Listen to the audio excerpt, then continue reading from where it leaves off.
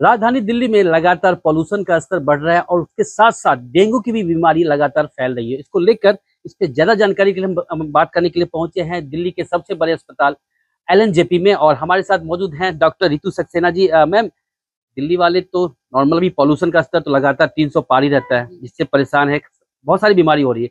साथ साथ डेंगू का भी बीमारी काफी लगातार बढ़ता जा रहा है। तो यहाँ पे सबसे पहले तो मैं पूछूंगा कि डेंगू के मरीज कितने यहाँ पे? अभी लोकनायक अस्पताल में, जो दिल्ली सरकार का सबसे बड़ा अस्पताल है, वहाँ पर अभी 22 मरीज हैं जो एडमिटेड हैं।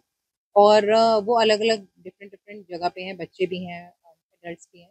और अभी उनका इलाज चल रहा है और ये नंबर पिछले महीने से काफ़ी बढ़ गया है। तो अभी हम लोगों का फीवर वार्ड जो है वो भी फंक्शनल है। और अगर किसी को फीवर की प्रॉब्लम होती है तो उसको फीवर वार्ड में रखा जाता सर, अभी डेंगू की बीमारी भी आती होगी, है। साथ में कोरोना, अच्छा ये पोल्यूशन की बात कर रहे जी हैं, जी। तो दोनों में कैसे आप डिफाइन कर पाते हैं कि ये पोल्यूशन से पीड़ित है या ये डेंगू से? क्योंकि स्टार्टिंग देखिए सिम्टम्स अब बिल्कुल डेंगी तो बिल्कुल ही अलग है, उसमें हाई ग्रेड फीवर होता है।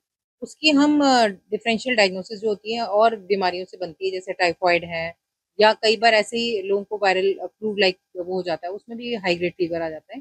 लेकिन डेंगू की खास बात है कि इसमें बहुत ज्यादा बॉडी एक होता है पेशेंट को। और बहुत ज्यादा पेशेंट को रेट्रो ऑर्बिटल पेन, जिसको हम कहते हैं आंखों के पीछे सिर में बहुत दर्द होता है। कई पेशेंट ऐसे होते हैं जिनको लगता है कि बहुत मसल एंड जॉइंट पेन्स है। और उनको कई ऐसे भी आते हैं जो हॉस्पिटल में आते हैं, खासतौर पे उनको बॉडी पे रैशेज हो जाते हैं या कहीं से ब्लीड कर रहे होते हैं। तो डेंगू सिंपल भी हो सकता है, डेंगू फीवर भी। इसके अलावा डेंगू हेमरेजिक फीवर होता है जिसमें ब्लीड हो सकता है। और एक डेंगू शॉक सिंड्रोम होता है कि पेशेंट जब आता है तो वो शॉक नहीं आता है और उसके बाद उसमें काफी मेहनत करने के बाद ही उसको बचाया जा सकता जिस तरह से स्थिति अभी लगातार बन रही है, पॉल्यूशन की बात कर लेते हैं, लगातार आंकड़ा बढ़ ही रहा है, कम होने का चांस नहीं है। क्योंकि दुर्गा पूजा यानी कि दशहरा होता है और पॉल्यूशन बढ़ जाता है। है। इससे लोग कैसे बच पाएंगे? क्योंकि स्थिति बद से बदतर ही होती जा रही है। तो लोग इस तरह, क्योंकि पॉल्यूशन का स्तर कम होने का नाम नहीं ले रहा है, लेकिन फिर भी लोगों को जीना है राजधानी दिल्ली में, तो कैसे बच सकते हैं? देखिए, इस समय इसलिए बढ़ जाता है क्योंकि पराली जो कटती है इधर उधर, जो जलती है, उसकी वजह से पोल्यूशन इधर आ जाता है।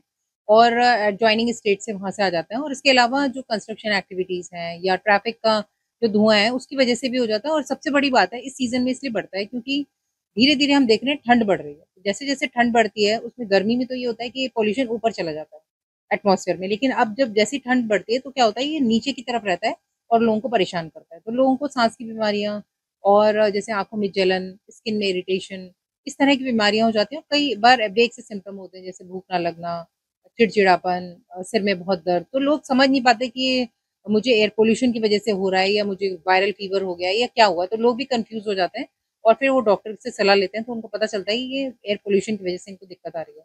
तो लोगों को चाहिए कि एयर प्यूरिफायर का इस्तेमाल करें, मास्क लगा के रखें, कोशिश करें कि ऐसे जब पता ही है हमें कि पोल्यूशन बढ़ ही रहा है, ग्रैब टू तक लग गया है, तो लोगों को चाहिए कि अवॉइड करें भीड़ भाड़ में जाना। अगर बाइकर्स हैं तो बाइक चलाना अवॉइड करें, पब्लिक ट्रांसपोर्ट का यूज करें। और अगर आपको लग रहा है कि ऐसा कोई सिम्टम आपको लग रहा है तो अच्छी डाइट लें, न्यूट्रिशन का ध्यान रखें, इम्यूनिटी का ध्यान रखें, तो आप इससे बच सकते हैं।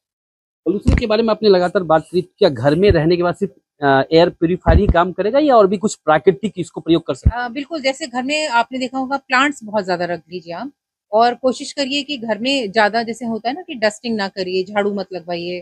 कोशिश करिए थोड़ा छिड़काव कर लीजिए, जैसे अगर आपके पास ओपन स्पेस है उसमें छिड़काव करके रखिए, जैसे धूल मिट्टी ना उड़े।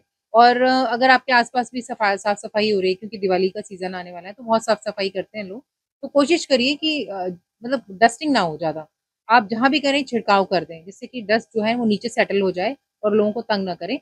तो आप घर में सबसे अच्छा नेचुरल तरीका है कि प्लांट्स ज्यादा रख लें। और प्लांट्स रखने से आपका नेचुरल एयर प्योरीफायर होता है। हैं? लोगों की बचाव तो हमने कर लिया, लेकिन अब जी आपसे पूछना चाहेंगे कि जो यहाँ तो डेंगू का वार्ड तो होगा, जी। पॉल्यूशन से जो पीड़ित आते हैं उसके लिए और कोई वार्ड बना है क्या? देखिए, अभी क्योंकि मैंने बताया कि पॉल्यूशन ऐसा नहीं होता कि पॉल्यूशन से एकदम लोगों को लगे कि मैं पॉल्यूशन की वजह से पीड़ित हूँ।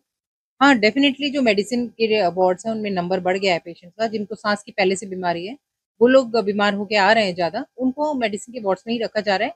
और वैसे हमारा एक 70 बेडेड डिजास्टर वार्ड हमेशा रेडी रहता है, अगर ऐसा जरूरत पड़ी तो उसमें हम पेशेंट्स को रख सकते यानी कि देखा जाए तो यहाँ पे पॉल्यूशन, मौसम, ठंड का शुरुआत हो हैं। चुका है, गुलाबी ठंड, और साथ में डेंगू, यानी तीन बीमारी लगातार है। तो उसमें कौन सा सिस्टम क्या सिम्टम्स आएगा पता नहीं, लेकिन कुछ भी अगर होता है तो तुरंत डॉक्टर से संपर्क करना चाहिए। बिल्कुल, हमारे इमरजेंसी में भी थोड़ा नंबर पेशेंट्स का बढ़ गया है, तो अगर आप डॉक्टर से सलाह लेंगे तो आप सेल्फ मेडिकेशन नहीं करेंगे।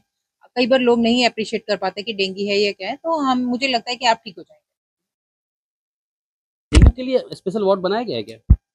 मैंने बताया ना, जैसे आप फीवर का, क्योंकि जब पेशेंट आता है तो हमें पता नहीं होता कि डेंगू है, मलेरिया है, टाइफॉइड है। जी जी। तो फीवर बेसिकली लोग लेके आते हैं, तो फीवर के लिए एक वार्ड बनाया गया है जिसमें फीवर के पेशेंट रखे जाते लास्ट सवाल मैम, डेंगू के लोग आते हैं, पीड़ित तो आते ही, डेंगू से कोई मौत हुई क्या अपने अस्पताल में? हैं। देखिए, डेंगू से मौत अभी थोड़े दिन पहले एक डेथ हुई थी। अभी एग्जैक्ट डेटा तो मैं आपको नहीं बता पाऊंगी, लेकिन डेथ अगर कोई, मैंने जैसे बताया कि शॉक सिंड्रोम में कोई आ रहा है, तो उसमें अगर टाइमली इंटरवीन ना किया जाए तो डेथ हो सकती है। मैम जाते जाते, अब जिस तरह से मौसम है, जिस तरह से हालात है, उसको उसको देखते हुए आप क्या लोगों को कहेंगे? देखिए, अभी मुझे लग रहा है कि फेस्टिव सीजन है। लोग कोशिश करें कि अपनी इम्यूनिटी का ध्यान रखें, अपनी डाइट का ध्यान रखें, अपने आसपास पौधों को बढ़ाएं। यही आप कर सकते हैं। जैसे मैंने बताया कि धूल मिट्टी ना उड़ाएं, कंस्ट्रक्शन एक्टिविटी कहीं हो रही है, अभी तो वैसे रैप 2 लग गया है, तो पॉल्यूशन आप अपनी तरफ से भी कोशिश करिए कि कम हो। कम्युनिटी लेवल पे कोई एक्टिविटी करिए जिससे लोगों को अवेयरनेस हो जाए कि पॉल्यूशन में कैसा बचा जाए।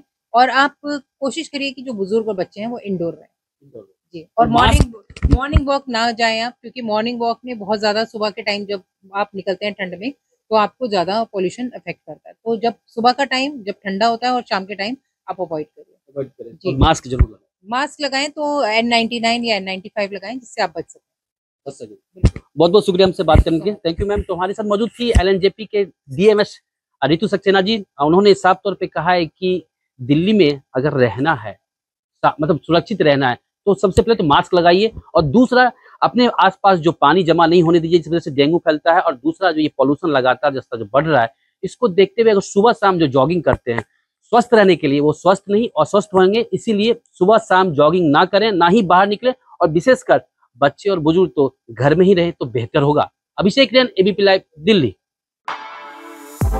For exclusive and insightful videos, subscribe to our new channel ABP Live Premium.